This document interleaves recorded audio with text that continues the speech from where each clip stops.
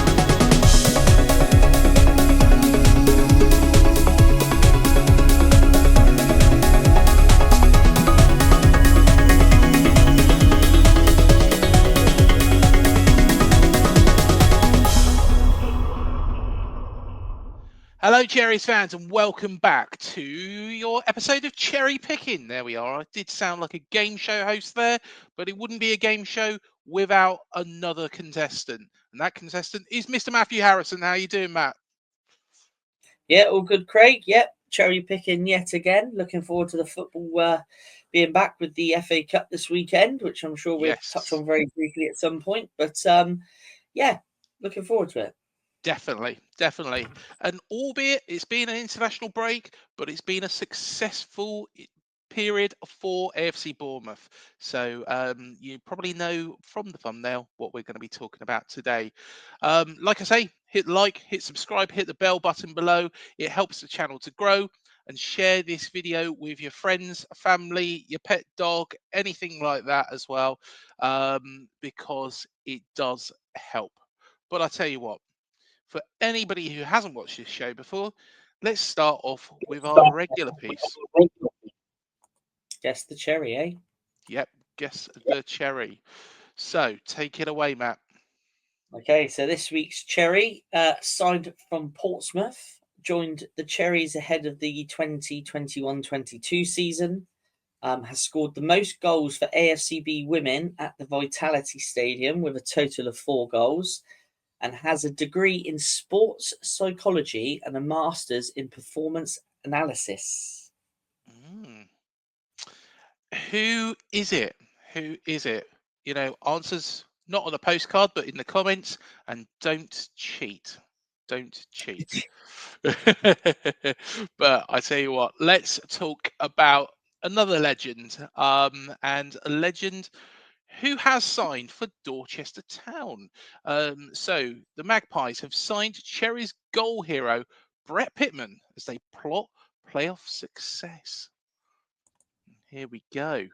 And I'm going to read through this. So super sub Brett Pitman scored a ruthless debut hat-trick as Dorchester collected an embarrassingly easy 6-0 win over bottom side Marlow at the Avenue Stadium.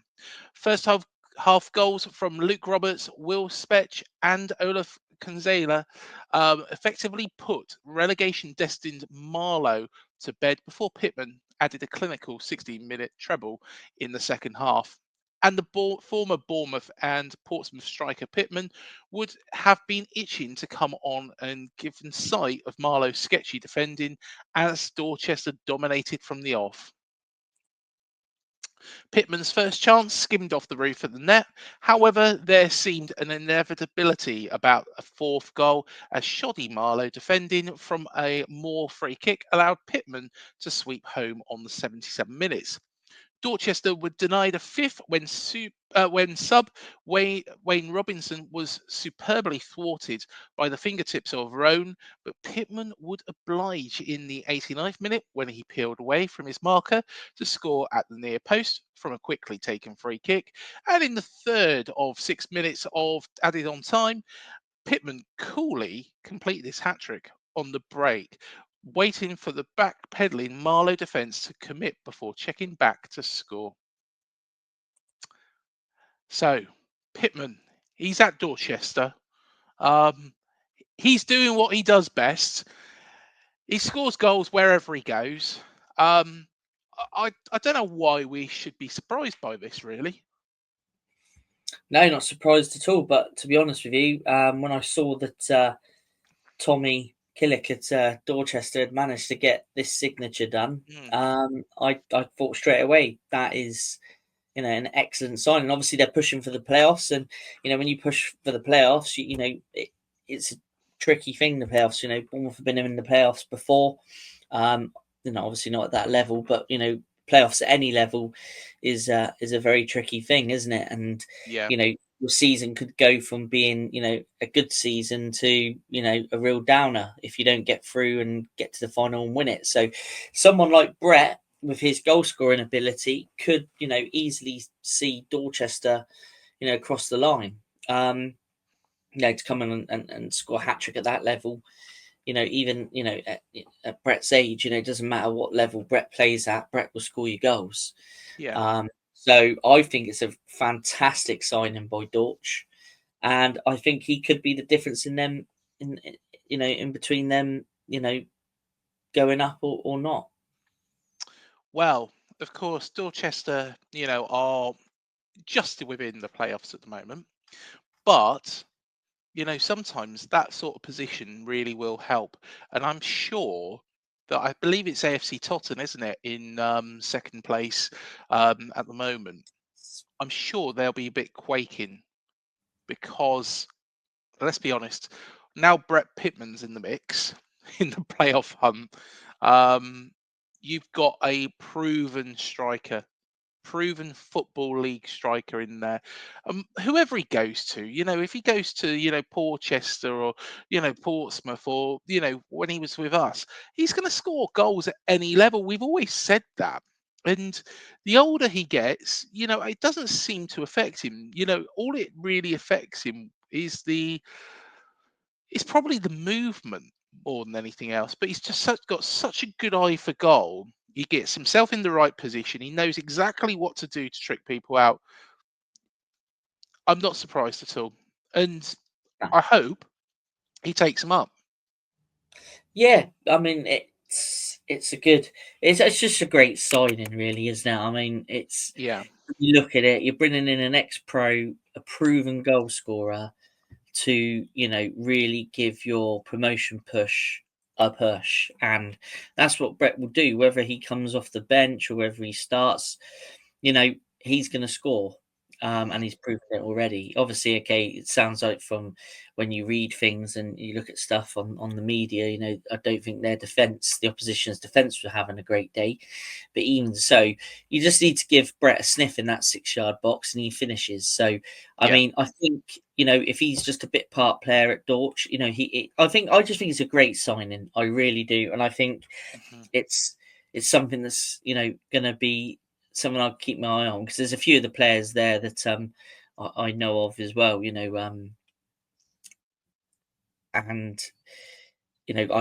when I've seen them play down at Poole every now and then, when I used to go down and watch Poole, if Bournemouth weren't playing or anything like that, I had a free Saturday and Poole were playing at home, I would sometimes pop down there and just watch a bit of football.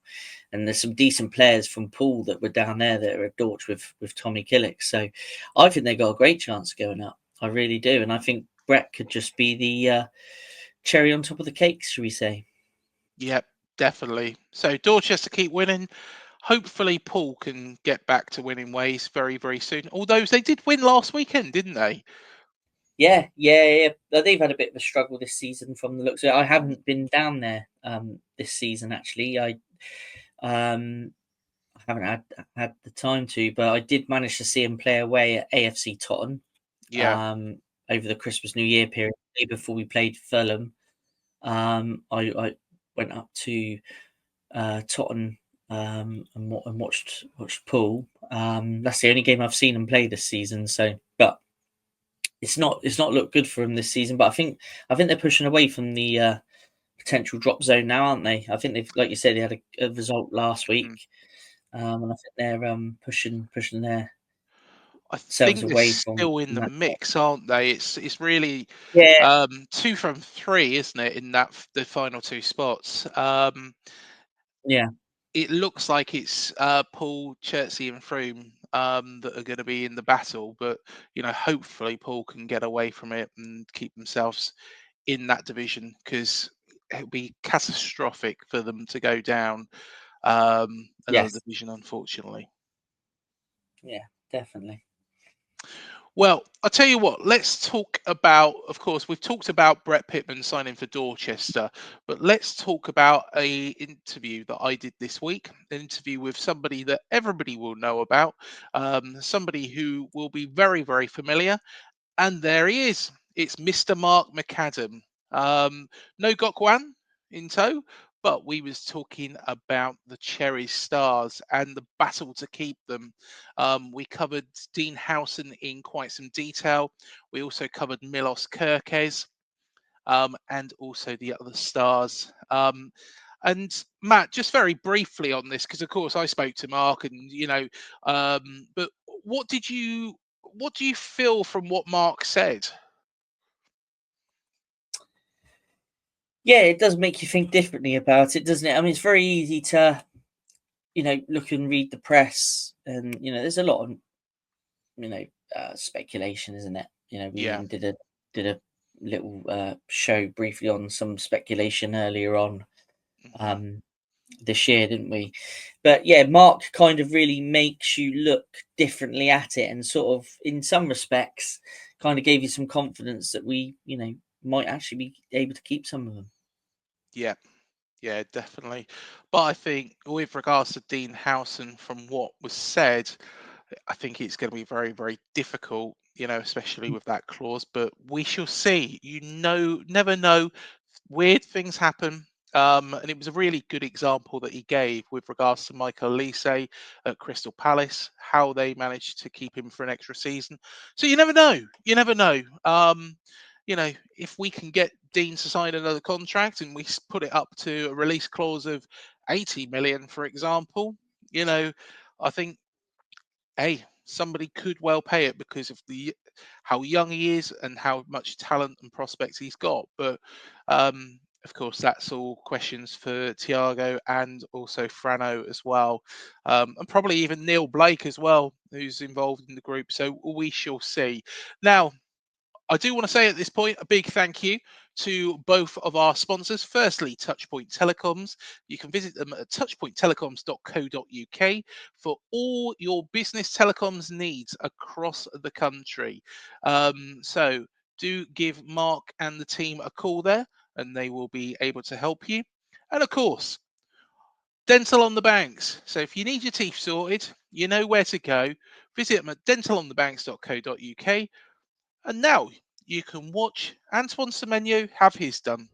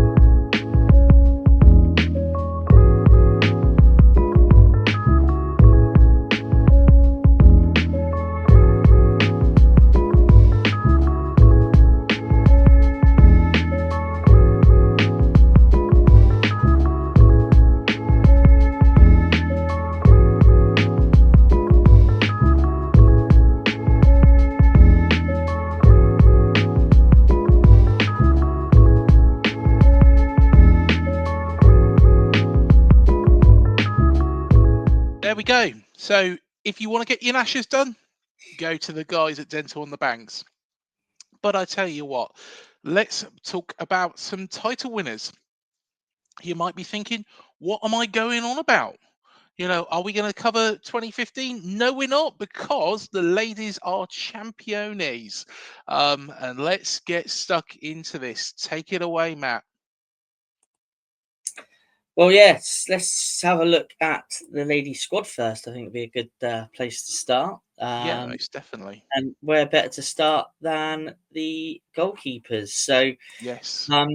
So the number one, Katie Scadden, she's one of the longest serving members of the squad, having Yes. joined in 2016, progressing through the youth ranks there.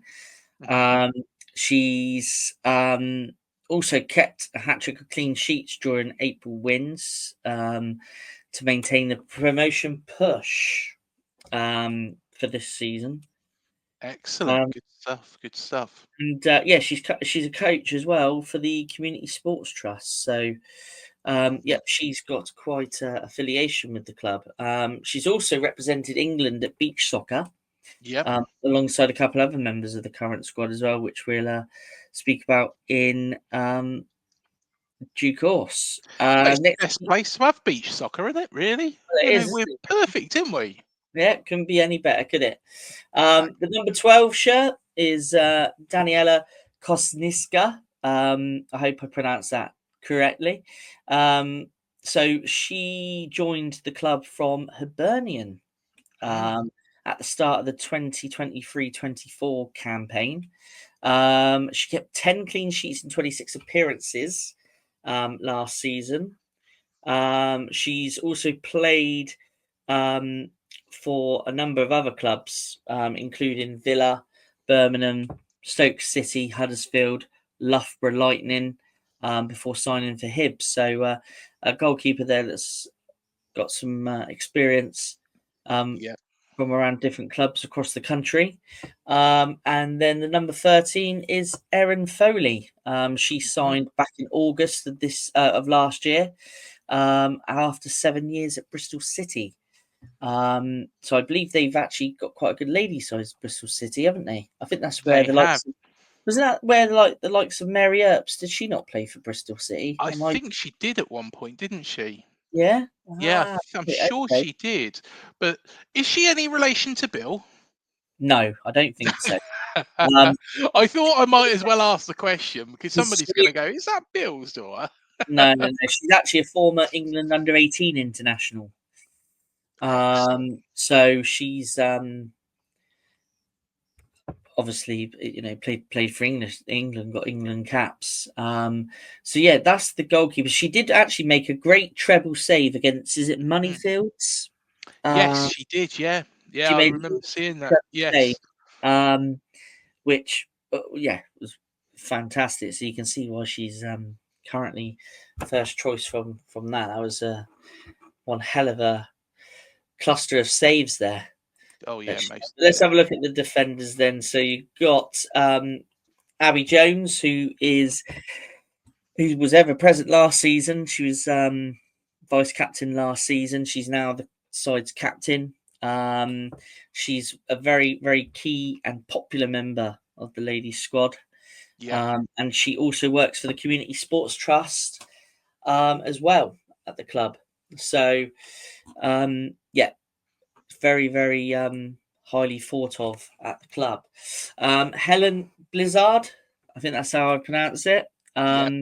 She's played a leading role in the Cherries' defence during last season, although she did suffer an injury towards the back end of last season. She's actually won 43 caps for Wales, featured in the European Championship and World Cup qualifying, as well as the Algarve Cup and friendlies for Wales. So that's a good amount of caps, 43 caps there. So decent. That is a decent amount of caps. Number 5 is a teenage defender, Holly Humphreys, who was the youngest player to have represented the AFC Bournemouth women's team in the National League. She made her debut just 4 days after her 16th birthday. And she also had a short spell at Southampton Women's FC before rejoining the Cherries back last October. No problem. We won't hold that against you, Holly. Maisie Smith is one Yes. of the longest serving and most versatile members of this squad, having joined in 2018, signing from neighbours Poole Town. She was appointed vice skipper at the beginning of the 2019-20 season, and she skippered the team in their first 2 years of the National League before stepping down at the end of the 2022-23 season to concentrate on her own game. And she works for the NHS as well. So that's amazing. 20 is Caitlin Morris, a talented centre back, former Wales Youth International as well. And her younger sister Ella has represented England at youth level and recently signed for Tottenham. And then in the number 24 shirt is Kelsey Bowers. Mrs. Agreed, Senesi. yeah. Agreed to sign for the Cherries on a short-term deal back in July 2024. She's able to play at both centre half and full back. And she impressed with 4 goals and 4 assists from 11 games in all competitions last season. So, she's also scored the Cherries' 100th goal in all competitions. I think it was last season as well. Fantastic. And then she also netted a hat-trick as well. So that's not bad for a defender or a fullback. No, not at all. Not at all. There we are, Marcos. You've got something to live up to there. A lot of talent in this squad. A lot of Yeah. talent. This squad's definitely going somewhere. Defensive linchpin, Amber Treek. How would you pronounce that? Treek. Treek. Well, she's now in her second spell with the club. She first joined the women and girls setup, turning up for the under-16s when she was just 13. So she's obviously got a lot of experience playing for the club. And then fullback Charlotte Harris in the number 28 shirt. She joined the Cherries in February 2025. The former Wales Youth International arrived following 5 years after playing in the United States. So that must be a great experience. Yes. She's also the daughter of former Southend, Leyton Orient, Chester, Weymouth and Eastleigh player Andy Harris, and is the sister of Cherries development squad defender Archie Harris. And she's also been on the books at Manchester City. Yep. Number 8, Phoebe Williams. She joined last summer, in the summer of 2024, following a successful spell at #United, where she won the FA Women's National League Cup. And she is currently studying for a master's degree in sports business and leadership at Loughborough University. And number 10, Molly Barron Clark. She's now, I think, in her 4th season. I think she's in her 4th season at the club. Very gifted, talented player. She, I think it was last season, she scored 11 and assisted 23 goals. I think it was last season for them. She's also played at a higher level with the likes of Yeovil Town, West Ham and Pompey. And she's been capped by England and Team GB at beach soccer. And she was voted best beach soccer player in the world in November 2021. Wow, that is some accolade, isn't it? Yeah, it is. That is, wow. I mean, there's some talent in this squad. And then number 14, Katie James. Has been a regular starter for the club since joining before the first season in the National League. Born and raised in Poole. And another one that's studying for masters and degrees. And she's also, I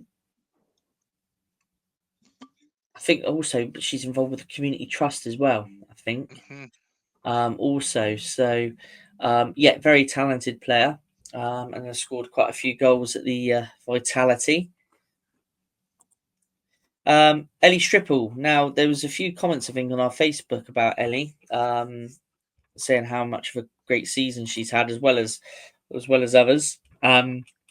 She signed for the Cherries after spending last season with their Division 1 Southwest counterpart Swindon Town, where Yep. she netted 12 goals in 23 appearances for the Robins, including a stunning strike against ourselves. And they finished 4th in the table last year. And in the 21 shirt, Ali Hall. Joined Bournemouth last summer again, following a successful spell at Pompey. She helped Pompey seal the Women's National League Southern Premier Division title during the 23-24 campaign, and she's previously been a teammate of goalkeeper Daniela Kosniska during her time at Villa, Stoke, and as well as Kelsey at Portsmouth. So she knows quite a few of the squad from previous clubs. So yeah. Elise Hall, she is on a dual registration currently from Spurs, winning the Cherries in January 2025. She's come from the academy ranks at Spurs, and she's currently part of the under 21 setup. Then we've got Gemma McGuinness. Now with Jenna, she's got quite a impressive goal tally last season. She had like 18 goals last season with 13 assists. And yeah, another one with Bachelors of Science in Food and Nutrition, Masters of Science in Sport and Exercise Nutrition. So yeah, but yeah, on the pitch contributes a hell of a lot for this side. Yeah. And then we've got Alicia Buckingham. Her first season with the Cherries was I think it was last season when she joined from Southampton. And played over 30 times in all competitions. She also represents England at beach soccer and has previously competed abroad alongside her fellow teammates, the likes of Katie James and Molly Barron Clark. Number 22, Jenna Markham. I don't know if whoever watched the game against Bristol Rovers recently. Yes. What a finish. A great ball. I think it was from Molly Barron Clark, the ball. But she put over the top there. But yeah, no, fantastic goal, fantastic finish by Jenna. She has had a great season in a Cherry shirt this year. And I think one to watch, Definitely one to watch.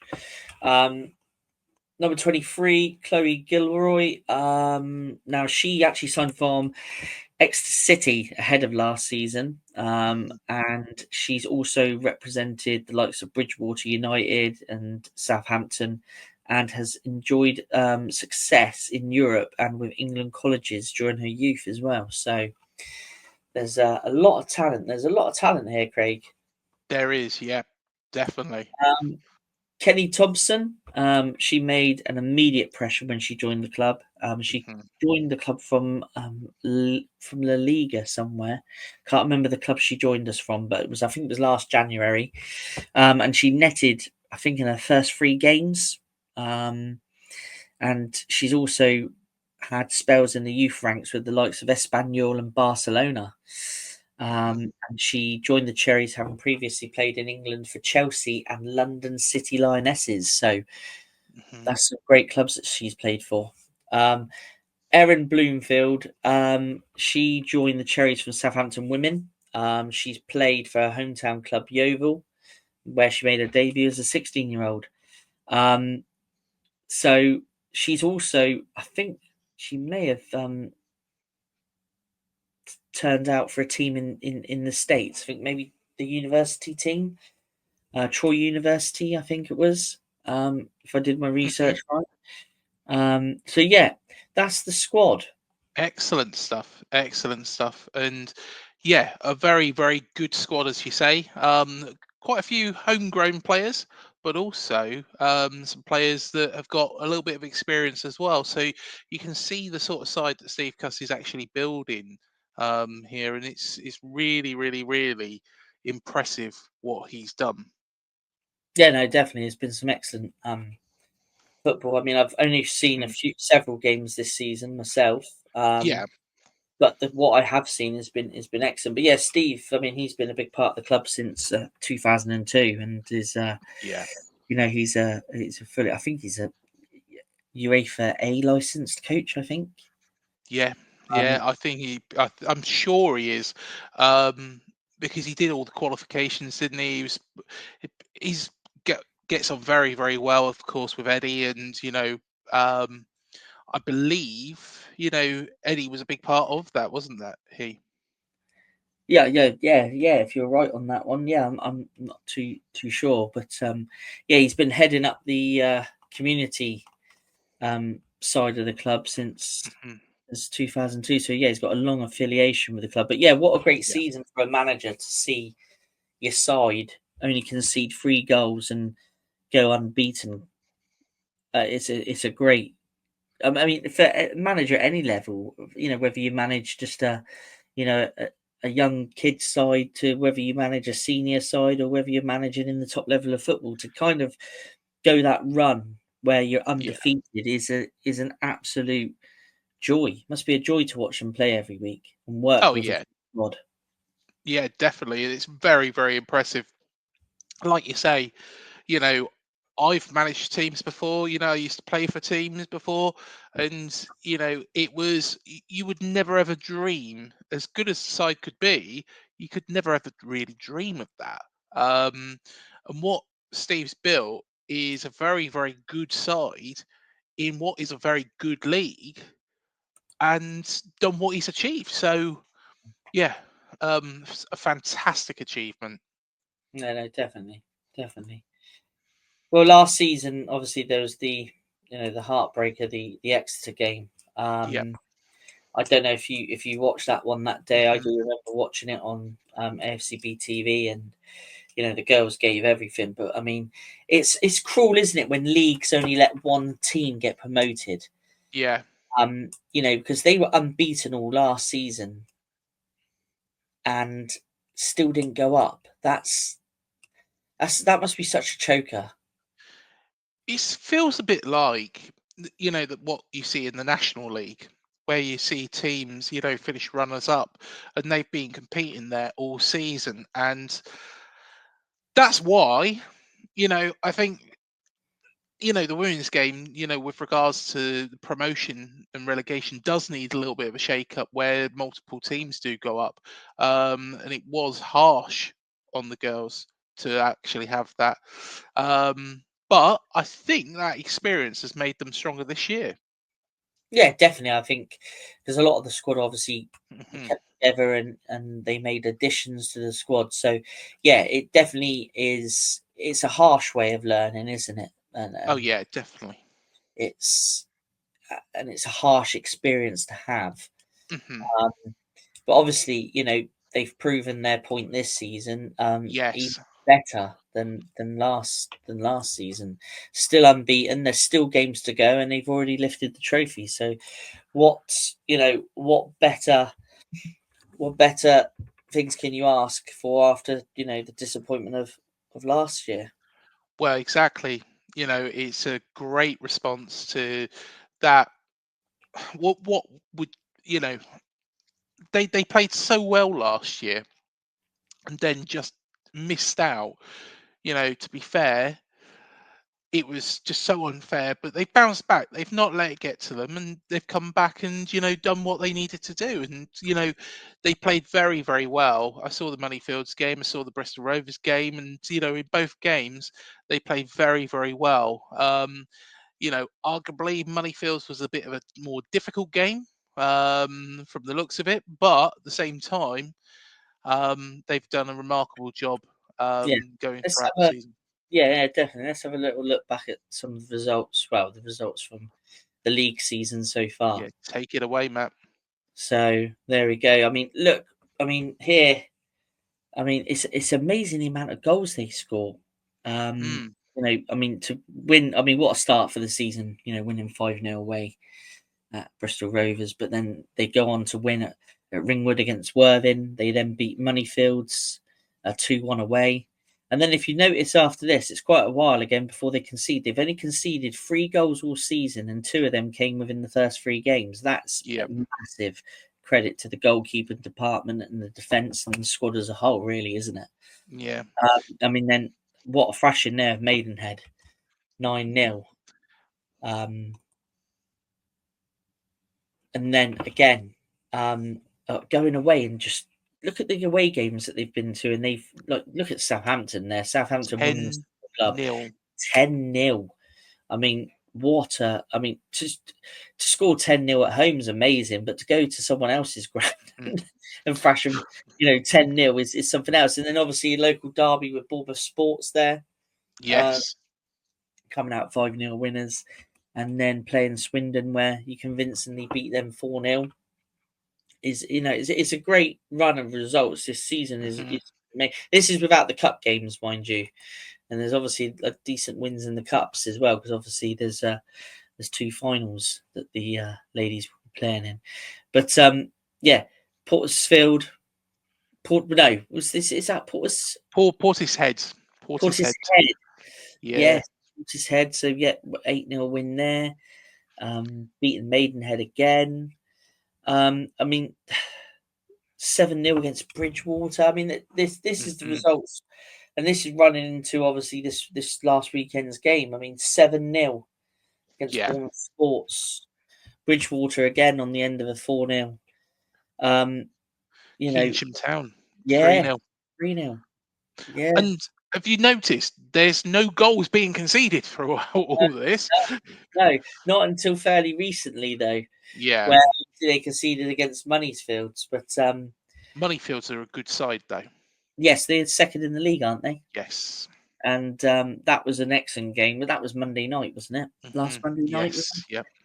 Yep. Excellent game, and like I say, the treble save was out of this world. But you could just see the quality that Bournemouth had. It was a really close. I thought at times it was close, but you could just see that Bournemouth's quality just edged it on the night, and they managed to get the win that's set them up perfectly for Sunday. Now Sunday's game, I thought at times was probably a little bit cagey, but they did get stuck in, and like I say, that ball from Baron Clark over the top, and the way that Markham finished was wonderful. Great finish, and they thoroughly deserved that win on the day. Yeah, most definitely. I'm going to say something now, though. This is what I would love to see the ladies team playing at Dean Court all the time. I know we've got Vitality Stadium there, but it would really, really, really help, because there was a good turnout the other day. Turnout. Yeah. And it will really, really help the club progress, because the women's game is just getting bigger and bigger, and it is exciting. It is good. And I think that Bournemouth can really push forwards and have a leading team there. Of course, they've won promotion now. Exeter aren't doing doing badly in the division above. So, hey, with the actual facilities that we've got and the resources we've got, why can't we surpass what they've done this season? So, yeah, by all means. And let's be honest, this team are good enough to concede only 3 goals. I think, going up a level, they're going to win pretty well, a lot of games. And look, 4 games remaining as well. Yeah, 4 games remaining.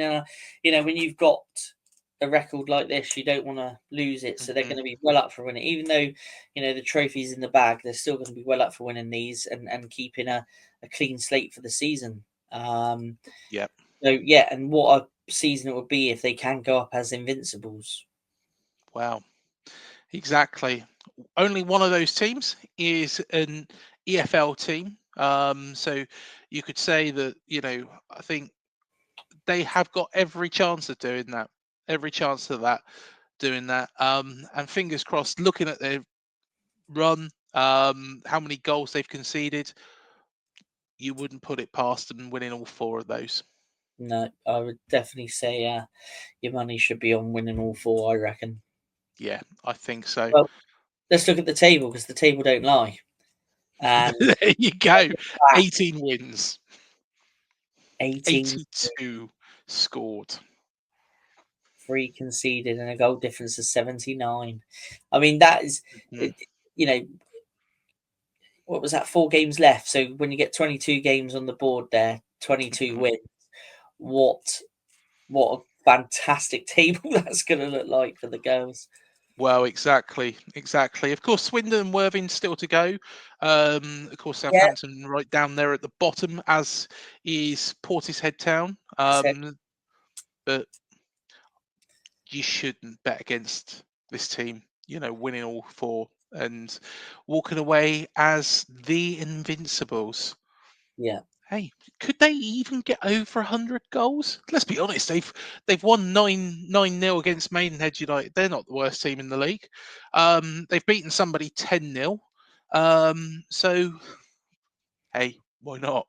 yeah. 22 wins and over 100 goals. Yeah, what a season! What a season! There we go. Well, I'm going to read out this little bit here as well. And this is Gemma McGuinness talking to AFCB TV about the success of winning the league. So we were together the whole time. We had a game plan, and with our quality, we are a decent side, and we were able to keep showing up. The support has been unbelievable, and it means so much to us when we are out there and things aren't going our way. It takes a look up at the crowd to see what it means to them and our family. I think a lot has been going our way this season, though. That said, it helps so much, and we are incredibly grateful for the support we had. To see those crowd numbers rise is class. Mm. It's all about channeling the emotions. We have a lot of experienced players who help calm the team and to remind ourselves that ultimately it's just a game of football. That is what we've been doing game on game throughout the season. It can be hard to keep focused, but we have the staff and supporters to keep us focused on days like this. There we go. And But up for the treble. well, exactly. Why not? Why not? So can the girls win the treble? Well, looking at the statistics, You I'm bet going to say against. that I'm going to say they will. Yeah, absolutely. Yeah, I think they will. And yeah, looking. I think the final is it the final for the National Mhm. League Plate competition. I think that's Oxford. I think that's being hosted in Oxford. I think they're Okay. playing. Is it Cheltenham? Yes, I think I would need to double check. I would need to Yeah, double I think check, it's but definitely Cheltenham, and then the Hampshire FA Women's Senior Cup. Is that against Saints again? it could well be. I would need again. That's been played at AFC Tottenham's ground, which is a lovely little ground. It's a lovely Yes. ground. Well, there we go. I'm not going to bet against them. I don't think anybody here should be. Anybody in the comments, are they going to win the treble? We know what you're going to say. So go on, girls. Go smash those, And all 3 trophies. looking ahead to next season as well, I think Exeter Yeah, have had a very, very good season in the they division. have. Yeah, they So, have. and I think that's going to be exactly what this team does next season. Well, why can't they surpass all, what Exeter have achieved? We've got the resources. These girls are on such a good run of form. Just take it into next season. And hey, I'm sure Steve will be celebrating again next year. Yeah, definitely, definitely. There we go. There we are. So massive congratulations to the ladies. And fingers crossed, win those last 4 games, win those cups. And I tell you what, treble winners, AFC Bournemouth. Sounds nice, doesn't it? Sounds great. It does sound great. I think, with regards to the men's team, I think we might have to wait a while before we can be treble winners. But this man, who we are up against on Sunday, is a treble winner, of course. Andoni Iriola is going to take Pep's last chance, his last chance in the saloon this season for a trophy. What a Man City fan's going to think? Well, you can find out what Amos Murphy is going to think. From the City Ramble, he's also a journalist at the Express. So go check that out now. And it is a very, very, very good chat with Amos. He knows his stuff. And do you know what? City have, won absolutely everything that, we could only dream of.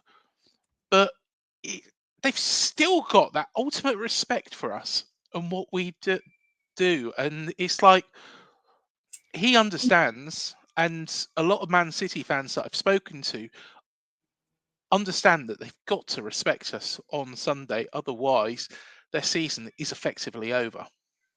Absolutely. The pressure's on them, isn't it? Yeah. Let's be honest, the pressure's on them.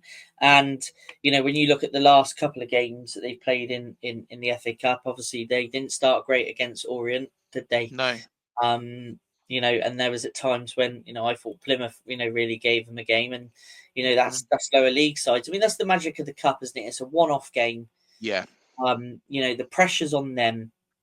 They're expected to win things, It's the pressures on them, which I think could do us a favour. I really do. And I said this a few weeks ago, and I say it again. We beat them on Sunday, we win it. Yeah. I think I would be gutted. We win on Sunday, and we don't. That would be absolutely soul destroying. But I believe, like you say, that we win on Sunday. It's ours for the taking. We're going to have a day out at Wembley. Are we going to get the Green Man or are we going to get the Torch? Who knows? Those are the two pubs that we could get. The Green Man, I think, is a leafy, nice little pub.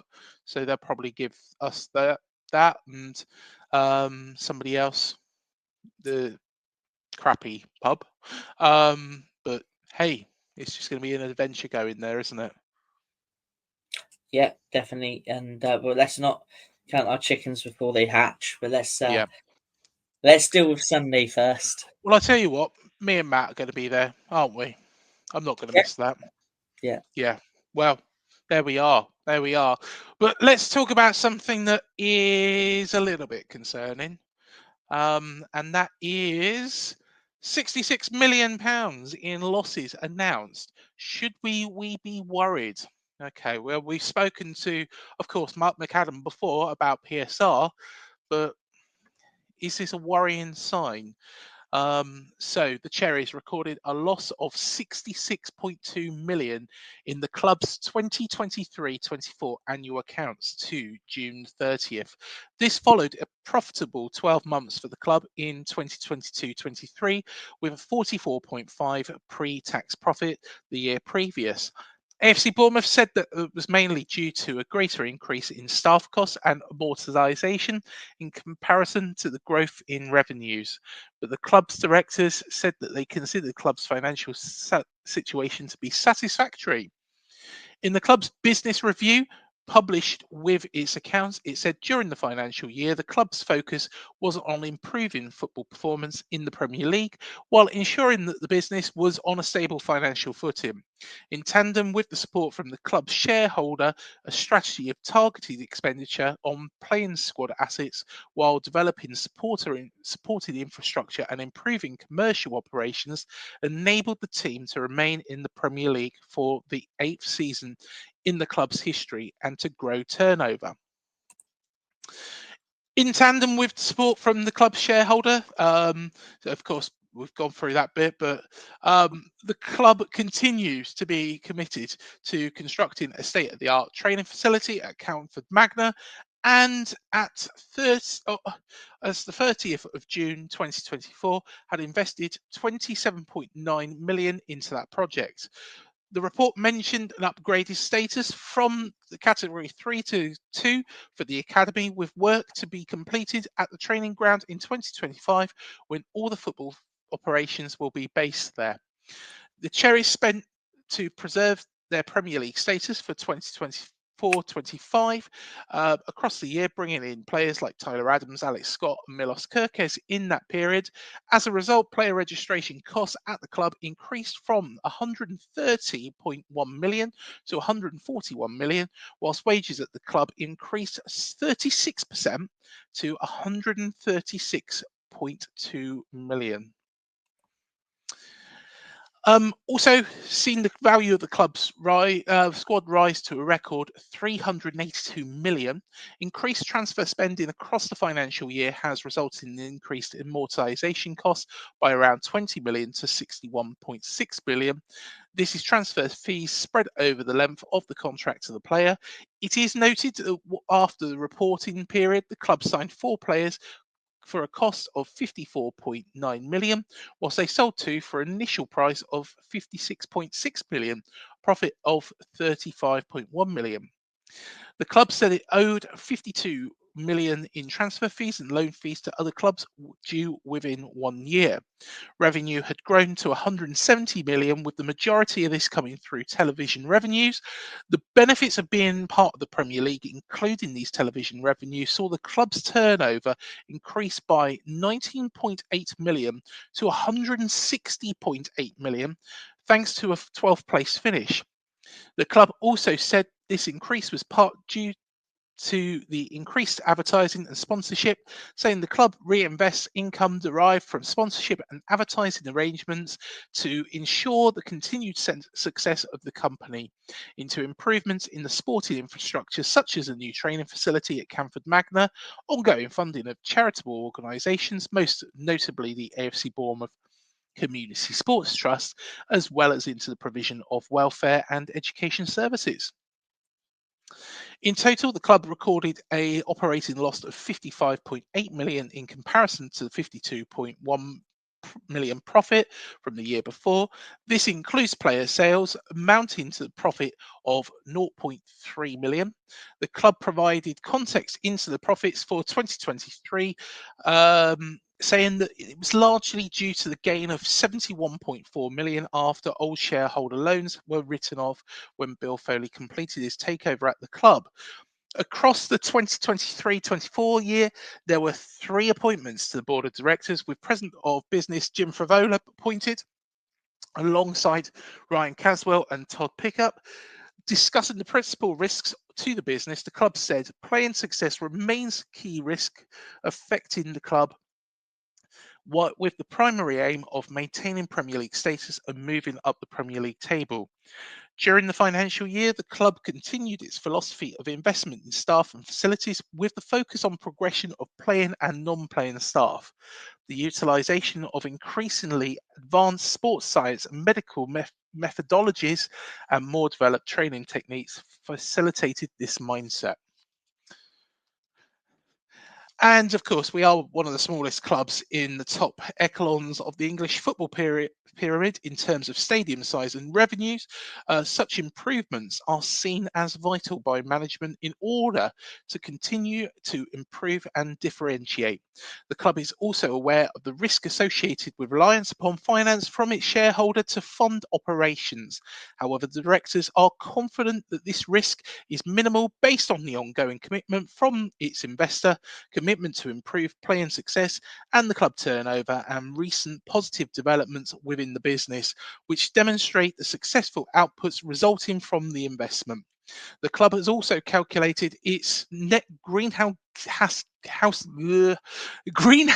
gas emissions to be 720,000 tonnes, down from 911,000 tonnes in 2023.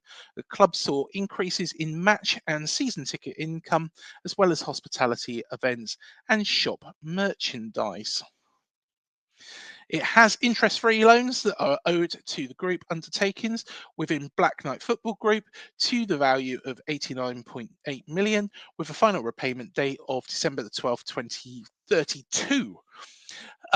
Bank loans to the club include a £3 million loan from Macquarie to fund the academy training ground development secured against Premier League broadcast revenues.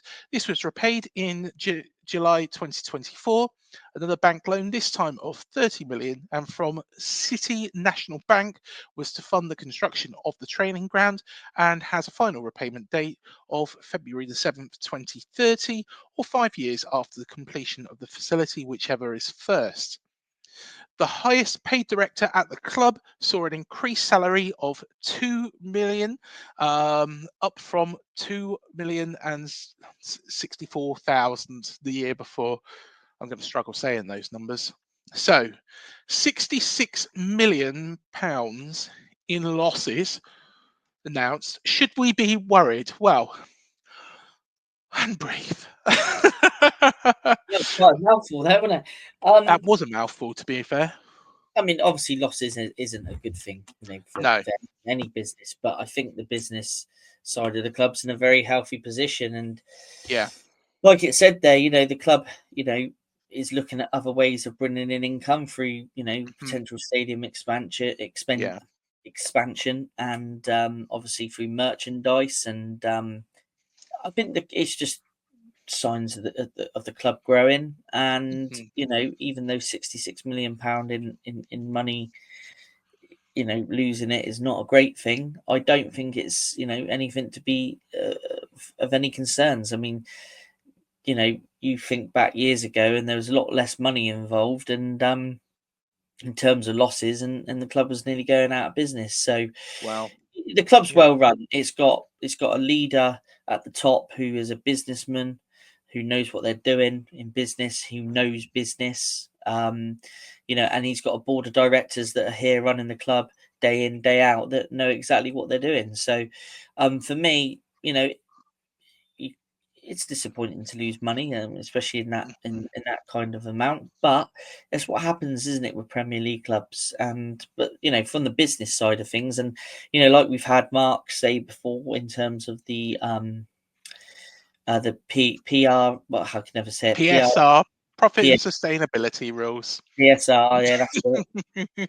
No, we don't know. Even for Yeah, me, it doesn't look like we'll be heading anything towards that. So, no, yeah, is there anything to worry about? No, I don't think there is. no. I think the club is well run. I think of course, the profits last season um, kind of make up for the loss this season.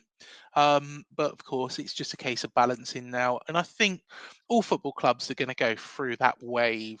That's how business goes. You have good days, you have bad days. This isn't, a bad day as such.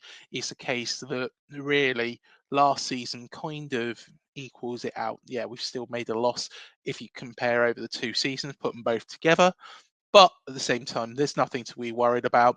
And that debt is probably going to get more because, of course, we're going to be looking at doing things to Dean Court or building a new stadium, whatever Bill Foley sees fit. So, yeah, that's probably going to increase a little bit. But there we go. There we go. Well, I tell you what, let's talk about another show that I did. And this is with Gaz Whelan. Now, if you haven't heard of Gaz Whelan, where have you been the past couple of years? Gaz Whelan is, of course, part of the Happy Mondays. So, yeah, you will have heard of the Happy Mondays, I'm sure. But he's going it alone, or with a new band anyway. Yogi G and the Family Tree. Now, he does tell me about that name, but he's a Manchester United fan. And we dug into Manchester United and, of course, the situation there at the moment. They are, of course, looking to build that stadium that is behind Gaz. Is it ridiculous? It looks a bit funny, but Gaz gives his honest opinions and also has some nice words about AFC Bournemouth as well. So go do watch that and go and listen to Gaz's music as well. All the details of that is in the description on that video. So really, really nice guy, Gaz is. And of course, everybody knows who the Happy Mondays is. Sean Ryder, of course, everybody will recognise Sean Ryder, but of course, his brother Paul sadly passed away recently as well. So Yeah, a very, very good band. Some very catchy music. Very unique. I don't think there's two songs that are ever the same with the Happy Mondays, and that's how Gaz has explained this album as well. So, yeah, go out, take a watch of it. Just quickly, Yogi G and the Family Tree, that's his new band, yeah? Yes. Right, okay. So just the logo just looks like the old Granada TV logo. Actually, it's a very, very, very good Or is point. that just me? It does a little bit. It does a little bit. I'm gonna have to say that to him. He might be watching this. So hello, Gaz, if you're watching it. Lovely guy. Get on really well But with was Gaz. And Gaz, if you are watching it, was that inspired by the Granada TV logo? there we are. Leave a comment in the description below, Gaz. There we are. But yeah, lovely, lovely guy. Get on with him really, really well. So yeah, all the best to him, and no doubt pick up his album and go and watch him on the 9th of May as well at Canvas. I'll be there anyway. Well, let's move on because somebody has announced the squad, haven't they? Well, the legends assemble for the TST. Mm. So yeah, Tyler Adams has announced the first 3 players that will be playing in the competition this summer, and that's Simon Francis, Tommy Elflick, and Sean Cooper. So some of the backroom team. There we are. There we are. So I'll tell you what, that's a pretty decent squad already. Yeah, it's not bad at all, is it? And I'm No. sure that they're going to be getting. I'm sure they're still pretty fit anyway. But whether they're going to be match fit or not, I'm sure they're going to be hitting the treadmill a little bit more and hitting the gym a little bit harder and in their spare time to make sure that they're on tip-top shape for when they compete. But Tyler, I've got. If you're watching this, I've got one question. Where's Biggin? Where is he? Come on, where is he, Tyler? Where is Biggin? I'm sure. I'm sure if Fletch is going to get announced, he's going to be probably the last announcement, and they're going to do it in a very grand way. Because I don't know if you've seen the advert that come out on social media last night, but yeah, it was it was good. It was good. It was very very good. I was very impressed with it. So yeah, it's going to be excited to see these guys pull on a Cherry shirt again, and yeah, I'm looking forward to the tournament. So yeah. Yeah, definitely. And Tyler, if you need, oh, hang on. Hello. Oh, hello, Tyler. How you doing? Yeah, I'm talking about it again. TST. Yeah. Am I in the squad? No, I'm a shit. Okay, mate. Yeah, no problem. Can I not play with Fred? Can I not be on the bench? Number 2 sub. Number 3 sub. Oh, I can be the water boy. Okay, no problem. Cheers, Tyler. Thanks. There you are. I'm the water boy. Moving swiftly on. I just want a trip to America. There we are. Well, should we? Yes, let's reveal. Should we wrap up the Guess the Cherry? Shall we? Yes, let's do it. Let's do it. So this Cherry signed from Portsmouth. She joined the Cherries ahead of the 2021-22 season, has scored the most goals for AFC Bournemouth women at the Vitality Stadium with a total of 4 goals, and has a degree in sports psychology and a master's in performance analysis. So yes, she's very, very clever and a bit brainier than I am. Who is it, Matt? Well, it is Katie James. There we are. Well done, Katie. There we are. And congratulations again to the women's team as well. Fantastic achievement, and long may it continue. Go win the treble, girls. And also, yeah, why not win the division above next season? Let's be honest. We're used to winning. So yeah, fingers crossed for you. There we are. Well, I think that's all we've got time for today. Like I say, hit like, hit subscribe, hit the bell button, send it to your mum, send it to your nan. Hey, that's what they want on Mother's Day. There we go. That's what they want. But until the next one, up the cherries. Thank you from me and Matt. We'll see you soon.